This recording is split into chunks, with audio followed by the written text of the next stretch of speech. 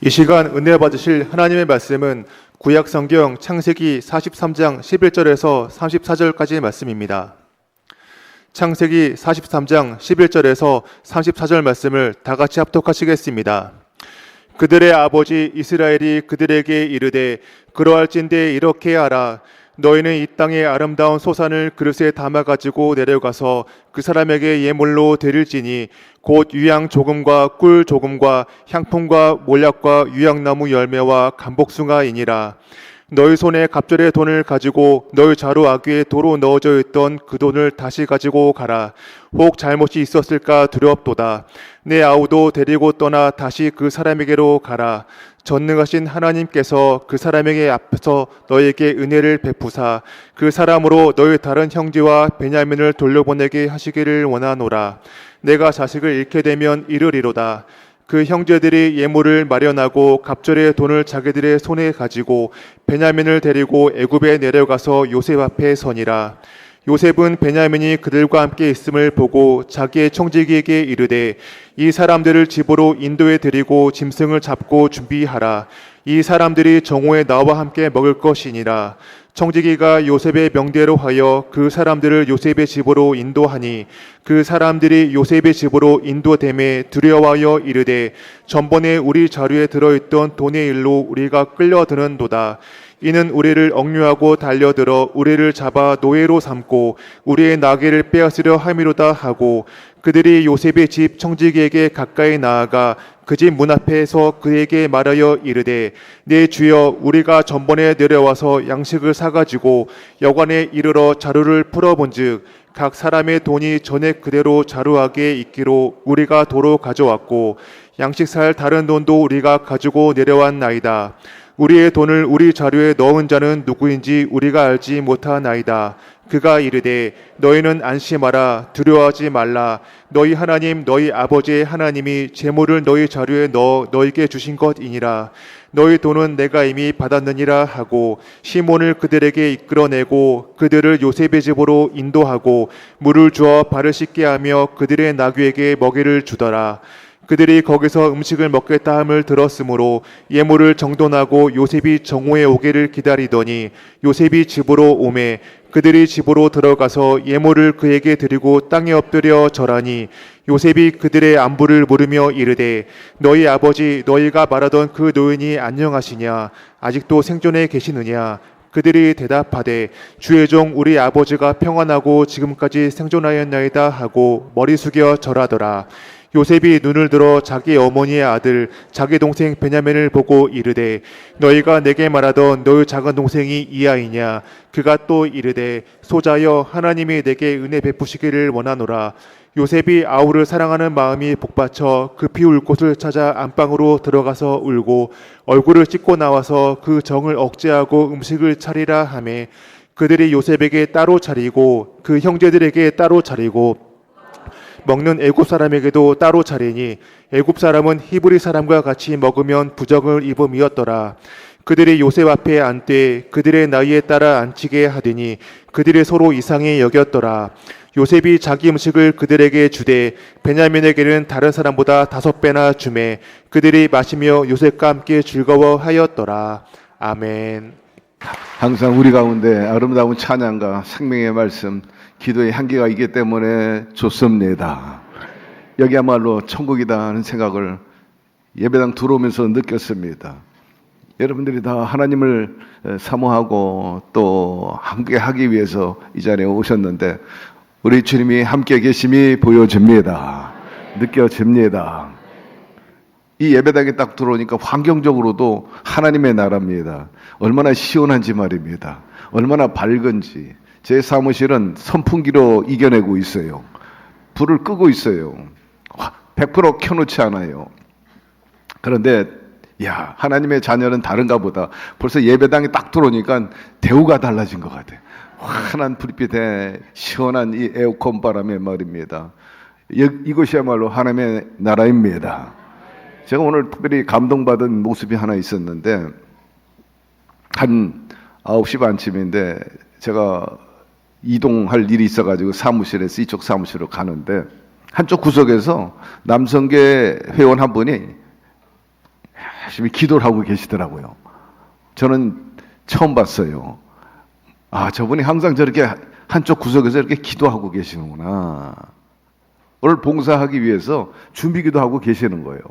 그 일을 마치고 제 사무실로 오는데도 여전히 기도하는 거예요. 한순간만 기도하는 게 아니라 아주 진실하고 간절히 기도하더라고요. 그래, 남성교회 봉사하는 것 아무나 하는 게 아니죠. 사실은 꼭 기도해서라기보다는 이처럼 남성교회 여성교회가 예배 때마다 일찍 나와가지고 정리하고 맞을 준비하고 또 여러 예배 순서 맡아 행하는 것 성령의 감동인 줄로 믿습니다. 그러나 그 임하는 자세가 벌써 딱 피부로 느끼는 진정성이 있구나. 정말 하나님께 제대로 쓰임 받아야 되겠다는 그 의지가 보이는구나 하는 것을 느껴서 굉장한 감동과 도전을 받았어요. 훌륭합니다. 제가 성가대 찬양 카메라가 비치길래 쭉 여러분들 모습을 봤어요. 제가 놀란 것은 조금 전에 여호수아 팀이 여기서 찬양한 분이 언제 저기가 앉아있는지 몰라요. 언제 옷을 갈아입고 앉아있는지 앉아있어요. 아, 1인 2역 하고 계시는구나. 어디 한 분뿐 여우사 팀만 아니라 가만히 면면에 보니까 총무권사님도 계시고 지역장님도 계시고 여러분들이 앉아있는 거예요.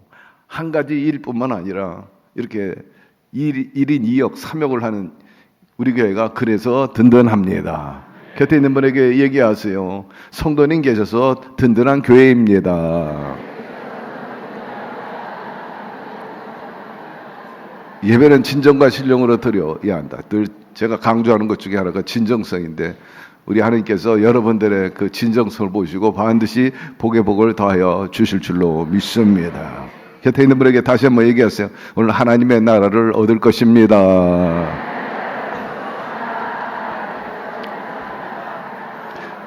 창세기 43장 우리 11절 12절 봉독하겠습니다.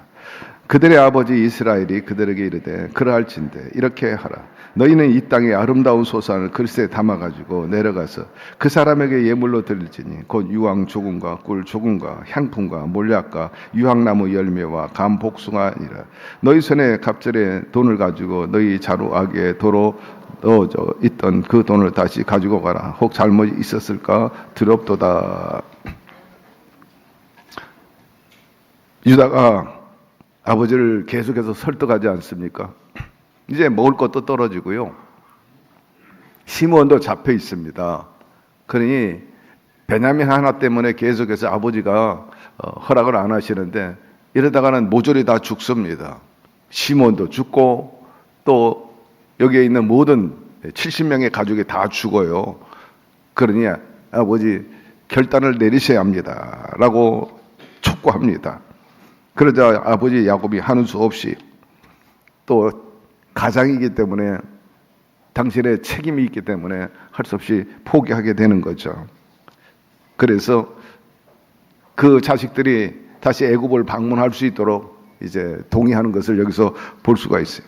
너희들 애굽에 갈 때 빈손으로 가지 말고 선물을 가지고 가라. 그러면서 이 땅의 아름다운 소산 그리스도에 담아 가지고 가라 이렇게 말합니다.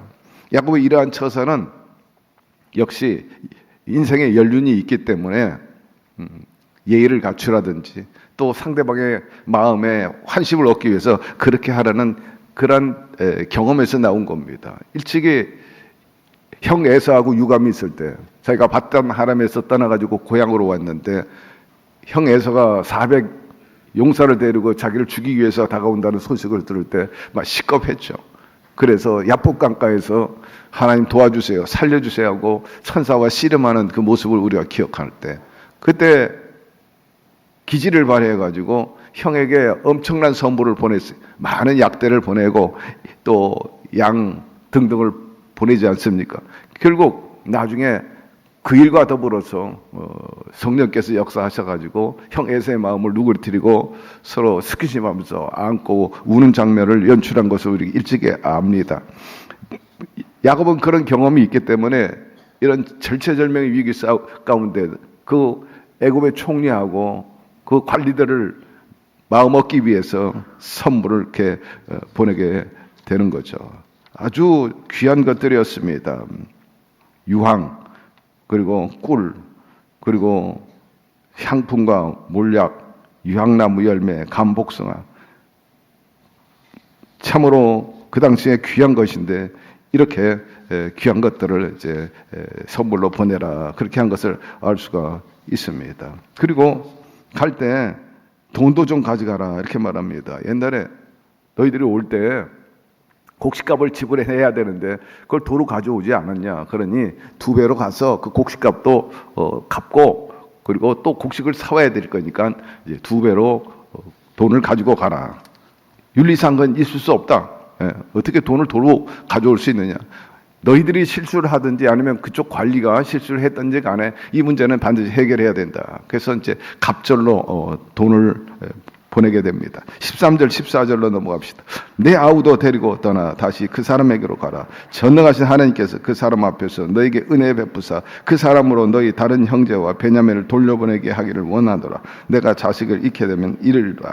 이렇게 말합니다. 여기서 중요한 결단을 하게 되는데, 그렇게 품 안에서 내놓으려고 하지 않았던 베냐민, 결국 이제 포기하게 되는 것을 볼 수가 있는데 이렇게 말합니다. 내가 자식을 잃으면 잃으리라. 아주 내가 자식을 잃어버린다면 할 수 없지 않느냐.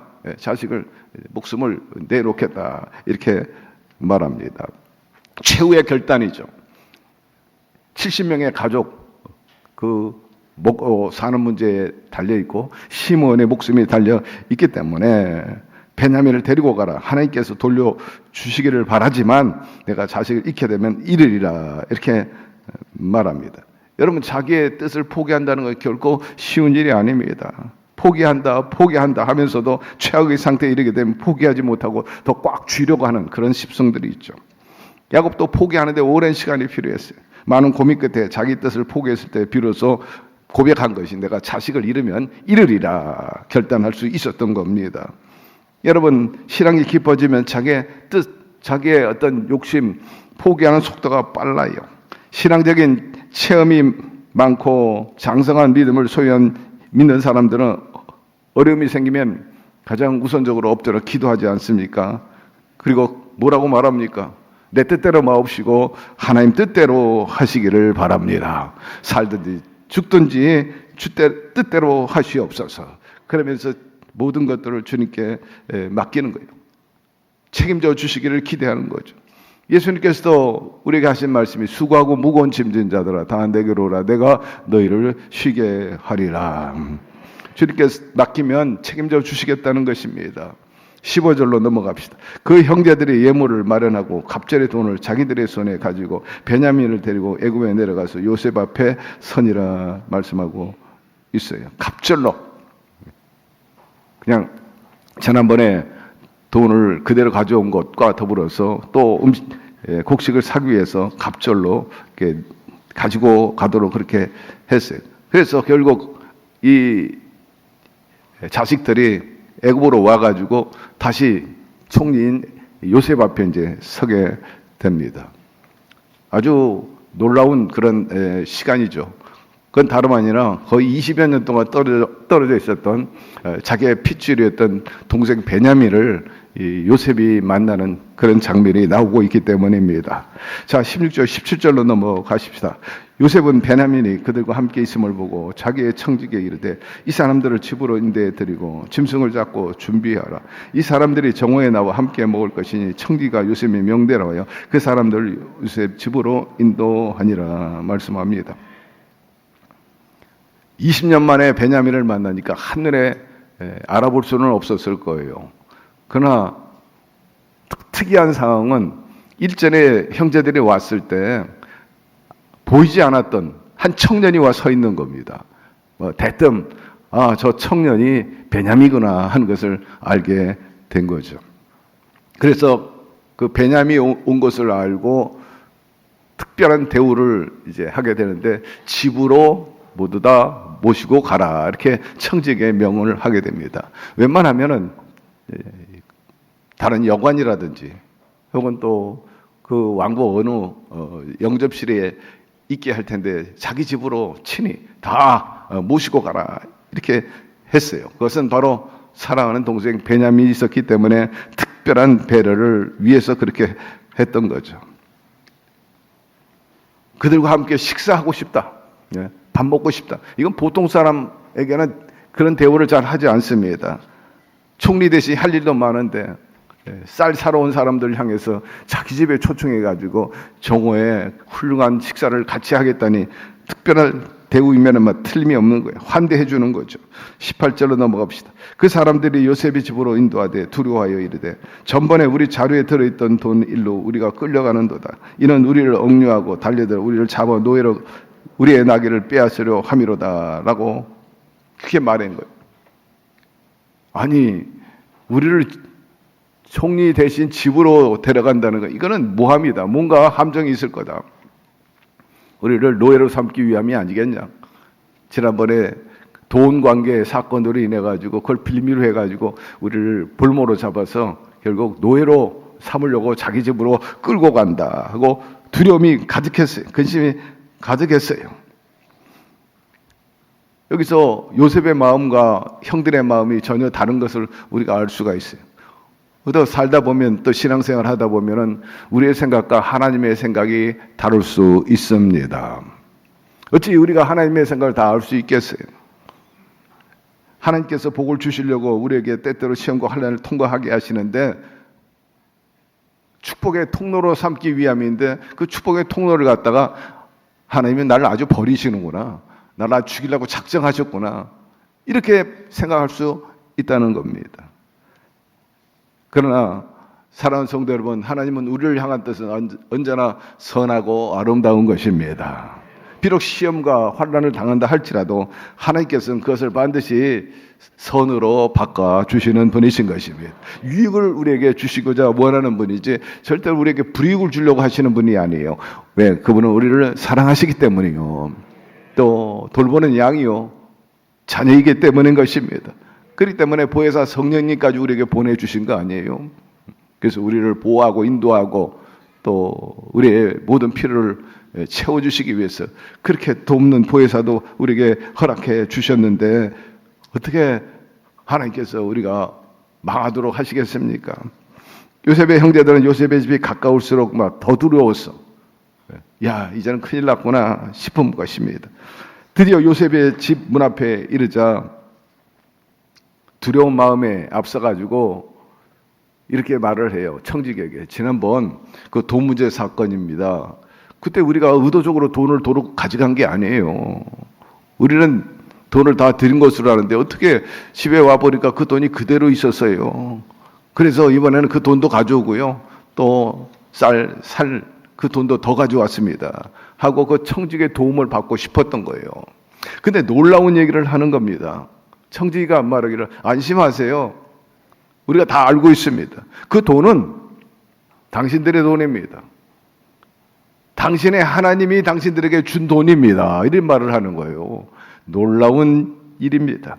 23절, 24절로 넘어갑시다. 그가 이르되 너희는 안심하라. 두려워하지 말라. 너희 하나님, 너희 아버지의 하나님이 재물을 너희 자루에 넣어 너희에게 주신 것이니 너희 돈은 내가 이미 받았느니라 하고 시몬을 그들에게로 이끌어내고 그들을 요셉의 집으로 인도하고 물을 주어 발에 씻게 하며 그들의 낙에게 먹이를 주더라 말하고 있습니다. 형제들은 깜짝 놀란 거죠. 이렇게 답변하니까 정말 이런 일이 있을까 싶어가지고 아마 꼬집어 봤을는지도 모르지. 더 나가서 자기들을 환대하면서 발을 씻겨준다. 참 특별 대우에만 틀림이 없는 거죠. 그리고 자기들이 데리고 왔던 나귀들에게도 먹이를 다 주는 것입니다. 이 사건을 통해서 우리가 알 수 있는 것은 우리 하나님은 좋으신 분이시라는 거예요. 기대 이상으로 놀라운 결과를 만들어내시는 드라마틱한 하나님이신 것입니다. 그런데 때때로 우리는 그 하나님을 오해할 때가 많아요. 청지기가 말하기를 특별히 여러분들과 우리 총리 대신에 오찬을 하고자 원합니다. 그러니 준비해 주세요. 그렇게 말을 하는 것입니다. 25절 그들이 거기서 음식을 먹겠다 함을 들었으므로 예물을 정돈하고 요셉이 정오에 오기를 기다리더니 요셉이 집으로 오매 그들이 집으로 들어가서 예물을 그들에게 드리고 땅에 엎드려 절하니라고 말합니다.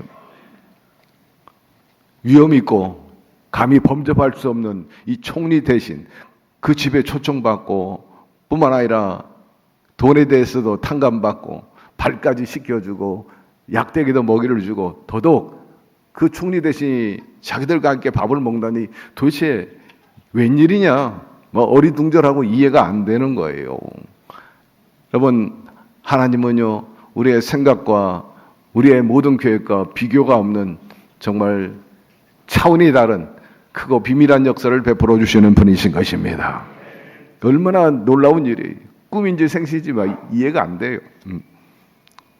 그래서 총리 대신 자기들과 함께 오찬을 나누겠다니까 아버지가 보낸 그 선물, 그걸 다 끄집어내가지고 다 정돈을 해서 일단 전시를 하겠죠. 몰약이라든지 유황이라든지 다양한 또 아름다운 소산들을 쭉 전시해 놉니다. 드디어 요셉이 집으로 돌아옵니다. 그들은 집으로 들어오는 그들 향해 엎드려 크게 절을 하게 되는 거죠. 이것은 요셉이 17살 때 이미 꿈을 통해서 보았던 그 모습이 구현되는 겁니다. 모두 다 절을 하게 됐죠. 사실 그때 요셉이 2번 비슷한 꿈을 꿨는데 그 말을 들었던 형제들이 화를 낸 거 아닙니까? 저놈의 자식, 건방지기 짝이 없다. 우리가 자기한테 절을 하고 아버지와 엄마의 그 달과 해가 자기를 둘러싸는, 한마디로 말해서 이제 예의를 갖추는 그런 꿈을 꾸다니 괘씸한 놈이다. 그때부터 이 요셉을 죽이기로 작정했는데 놀랍게도 그것이 그대로 구현된 겁니다. 종으로 이제 팔아 넘겼는데 오히려 그것이 요셉의 꿈을 성취하는 계기가 된 거예요. 종으로 팔지 않았으면은 이런 일이 꿈이 맞지 않았겠지. 그러나 희한하게 하나님께서 이렇게 시나리오랄까, 드라마틱하게 준비를 해놓으신 것입니다. 여러분, 이와 같이 하나님의 계시와 약속은 반드시 이루어집니다. 비록 더디 이루어질는지는 몰라도 하나님께서 계획하고 보여주신 그 현상은 반드시 성취된다는 사실을 믿고, 여러분 하나님이 주신 그 어떤 꿈이나 계획이나 레마에 대해서 끝까지 놓지 말고 포기하지 말고 붙잡고 나가서 그 복을 누리게 되기를 주의 이름으로 축원합니다. 27절 28절 요셉이 그들의 안부를 물으며 이르되 너희 아버지 너희가 말하던 그 노인이 안녕하시냐 아직도 생전에 계시느냐. 그들이 대답하되 주의 종 우리 아버지가 평안하고 지금까지 생전하였나이다 하고 머리 숙여 절하니라 말합니다. 자기 신분을 끝까지 아직 감추고 있던 요셉이 가장 궁금한 내용 중에 하나가 아버지의 안부입니다. 그래서 물은 너희 아버지가 아직도 살아계시냐, 노인이라고 표현하고 있는데 어르신이 살아계시냐라고 문 겁니다. 그때 형들이 말합니다. 주의 종 우리 아버지가 평안하고 지금까지 생전하였나이다라고 말합니다. 여기서 아버지를 주의 종이라 이렇게 표현합니다. 이 표현은 다름 아니라 바로 총리 대신 요셉에 대해서 예우한 거예요. 주의 종 우리 아버지 말합니다. 아버지가 이 총리 대신, 그러니까 소위 귀속되어 있는 거죠. 소유격이 되는 거예요. 우리 아버지도 당신의 종입니다. 이런 겸손한 마음으로. 그러면서 아버지의 안부를 전해 준 이 사건이야말로 바로 또 꿈과 직결되어 있는 하나의 현실화되는 사건이었던 거죠. 요셉의 별 중심으로 해와 달이 다 절하듯이 예의를 갖춘 것, 직접 아버지 야곱이 요셉에 와서 절한 것은 아니지만 그 형제들과 더불어서 아버지의 안부를 전하면서 그 예의를 갖추는 모습을 여기서 결과적으로 보여줬다는 것입니다. 자, 29절 30절 요셉이 눈을 들어 자기 아버지의 아들 자기 동생 베냐민을 보고 이르되 너희가 내게 말하던 너희 작은 동생이 이 아이냐. 그가 또 이르되 소자여 하나님이 내게 은혜 베푸시기를 원하노라. 요셉이 아우를 사랑하는 마음이 북받쳐 급히 울 것을 찾아 안방으로 들어가고 라고 말합니다. 짐작을 했죠. 낯선 청년이 와 있으니까. 그래서 물었죠. 베냐민이 저 친구냐? 그러니까 맞습니다. 친동생 베냐민을 보니까 막 감정이 북받쳐 올라오는 거예요. 마음이 뜨거워지고 막 여러 가지 망감이 교차하니까 막 울음이 터지려고 그래요. 그래서 요셉은 얼른 자기 안방으로 들어가 가지고 그 그리워했던 베냐민 얼굴을 생각하면서 펑펑 우는 거죠. 자기 감정을 더 이상 억제할 수가 없었어요. 여러분, 이 모습을 보면서 요셉이 굉장히 감성이 풍부한 사람임을 알 수가 있어요. 굉장히 순수한 사람 알 수 있어요. 사실 이런 때에 눈물 안 흘리는 사람도 있어요. 예. 그야말로 바늘로 콕 찔러도 눈물 한 방울 안 나오는 사람도 있다고 그러잖아요.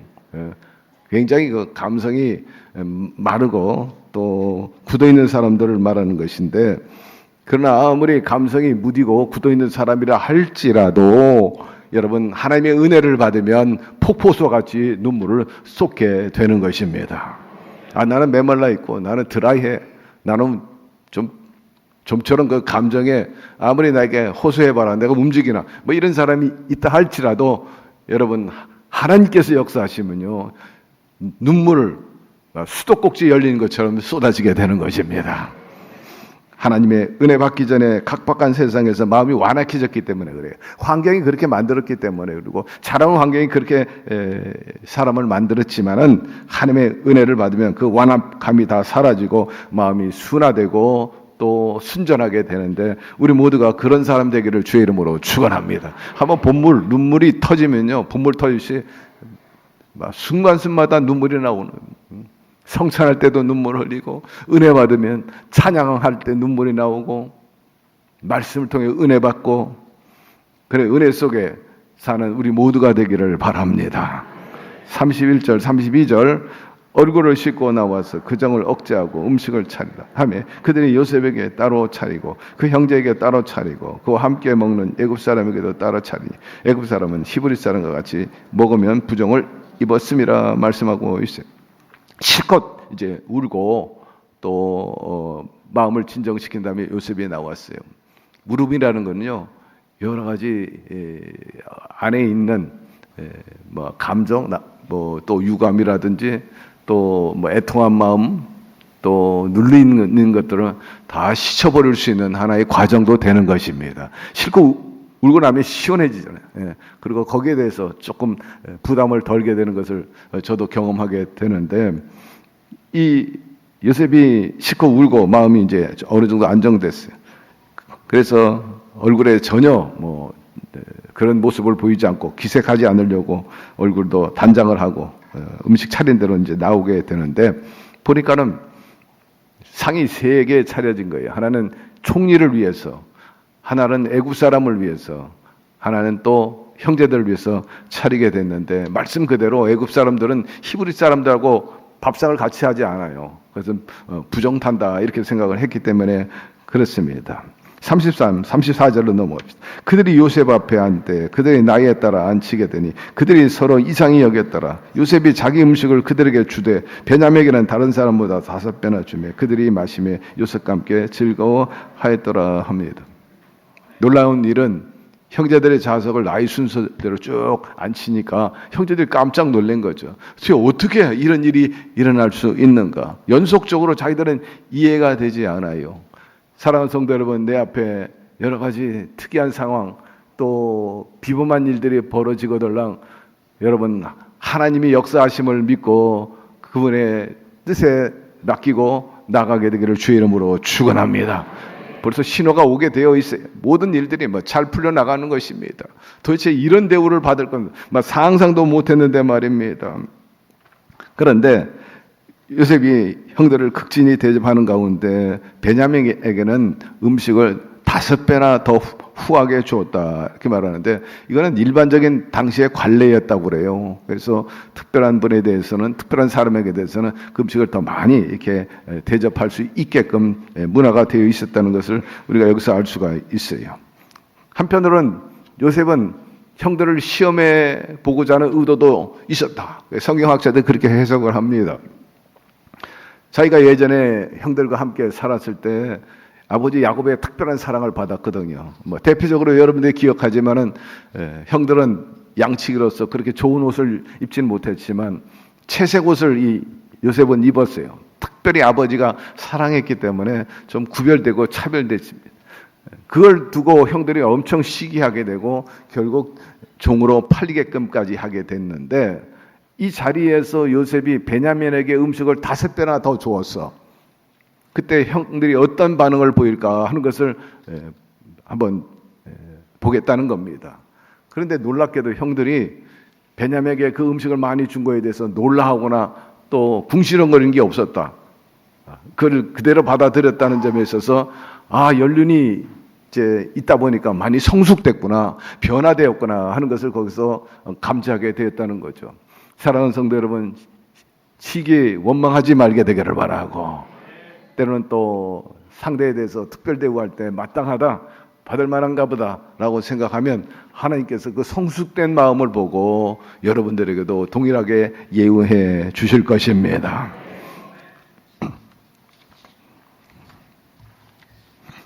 이렇게 먹고 마심으로 인해 가지고 요셉인지를 알지 못하면서도 형제들은 안심하고 즐겁게 파티를 하고 식사한 모습을 여기서 우리가 볼 수가 있습니다.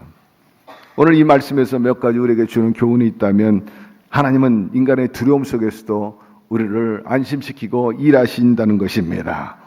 돈자를 들고 돌아온 일에 그 형제들은 벌을 받을까 봐 두려워했는데, 이것이 심판의 시작이 아니라 은혜의 시작임을 우리가 알게 되었습니다. 그러므로 미래에 대해서 두려워하거나 여러분 오늘 당하는 어떤 현상에 대해서 이해가 안 되는데 여러 염려가 있거들랑 하나님의 좋은 섭리가 있음을 긍정하고, 막 꿈도 그래요.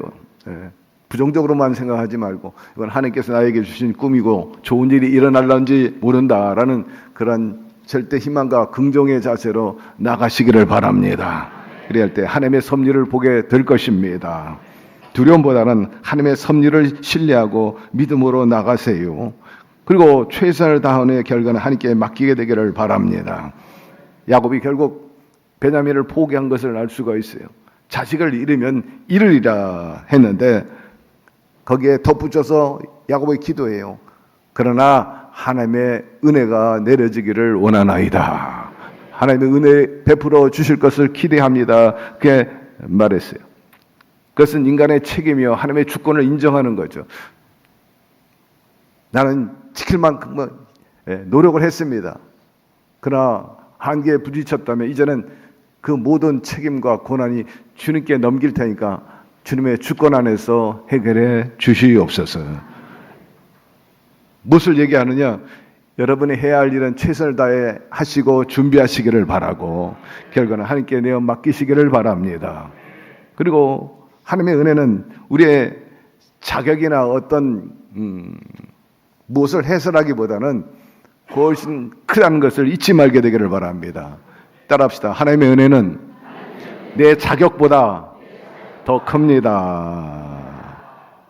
사실 이 형제들이 총리 대신 집에 초청받은 것은요, 잘나서가 아니에요. 그렇게 대우받을 만한 그런 위치에 있기 때문에 그들이 총리 대신과 더불어 밥 먹고 그런 발해시킴과 더불어서 환대를 받은 게 아니라 죄인임에도 불구하고 은혜를 베풀어 준 겁니다. 그렇기 때문에 우리는 은혜로 받아주신 그 하나님께 그저 감사하며 살아가십시다. 그리고 사랑은 공평과 차별을 분별하게 한다는 거예요. 공평하면서도 때로는 또 이렇게 베냐민에게 특별 예우한 것처럼 말입니다. 편애라기보다는 특별히 사랑받고 있는 사람에 대한 어떤 상급을 얘기할 수도 있고요. 또 그런 과정 속에서 우리를 시험해 보기도 하죠. 이 사건을 두고 시기하느냐, 질투하느냐, 원망하느냐, 마땅해. 저 사람은 저렇게 대우받을 만해 라고 해서 성숙한 모습을 보이느냐. 여러분 이 시험에 넘어가지 않게 되기를 바라고, 한마디로 보다 성숙해진 모습을 하나님께 보이고 사람에게 보인다면 하나님께서도 우리에게 그 이상의 또 예우를 해 주실 것입니다. 그리고 깨어진 관계를 천천히 회복시킵니다. 사실은 엄청난 그 시련과 역경 속에 요셉이 유감이 얼마나 많았겠어요. 어떨 때는 막 죽이고 싶고 말이에요. 내가 당한 만큼 너희도 좀 당해보라. 그게 원수 갚을 만한 그런 마음이 있는데도 불구하고 인내하는 거예요. 참는 거예요. 오늘의 이런 것들을 다 하나님이 하신 것이다. 이거 하나님의 시나리오야. 내가 잘나서가 아니야. 그러니 현실을 그대로 받아들이고 감사하자 해서 다 용납하는 거죠. 내가 무엇이 안 돼요. 그러면서 모든 것들을 다 인간의 감정을 내려놓고 하나님의 섭리를 생각하면서 그들을 환대하고 그 다음에 깨어진 관계를 회복하고 열심히 노력한 것을 볼 수가 있습니다. 여러분, 유감 때문에, 두려움 때문에 하나님의 섭리와 선한 계획을 여러분들이 의심하거나 혹은 잘못됐다고 생각하지 않는지 한번 스스로 자문해 보게 되기를 바랍니다. 그리고 내가 최선을 다하면서 하나님께 결과를 맡기고 있는가 하는 점도 말입니다. 하나님의 은혜를 당연하게 여기지 않고 감사하고 있는지, 이렇게 누리는 것도 마땅한 일이지, 이렇게 생각하는 것은 아닌지 말입니다.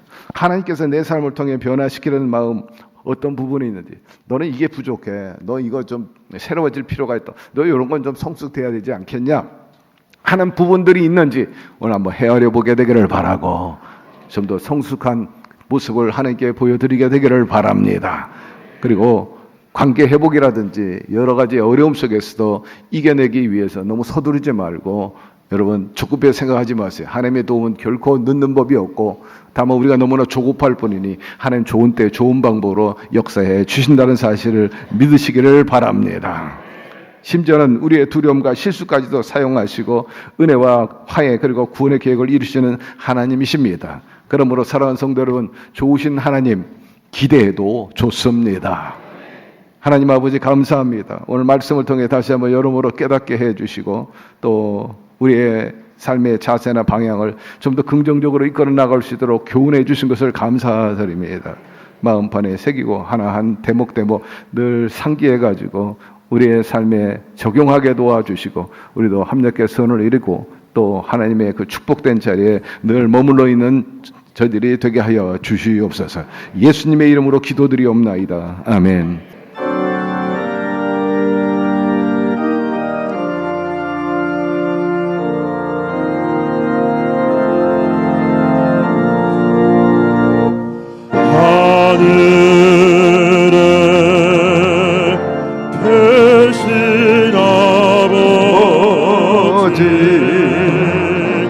이름 거룩하사 주님 나라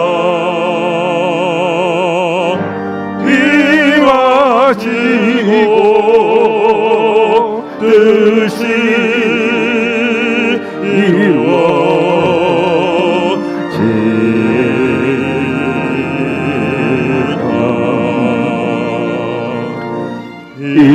일용할 양식 주시고 우리들의 큰 죄 용서하옵시고 또 시험에 들게 마시고 악에서 구원하소서. 내게 주의 나라 주의 권세 주의 영원히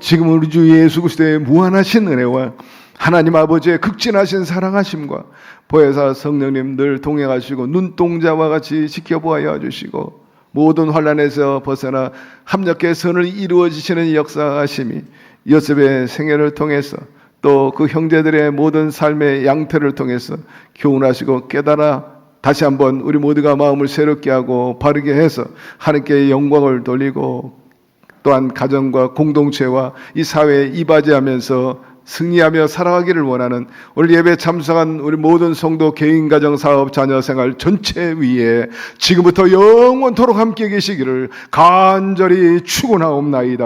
아멘.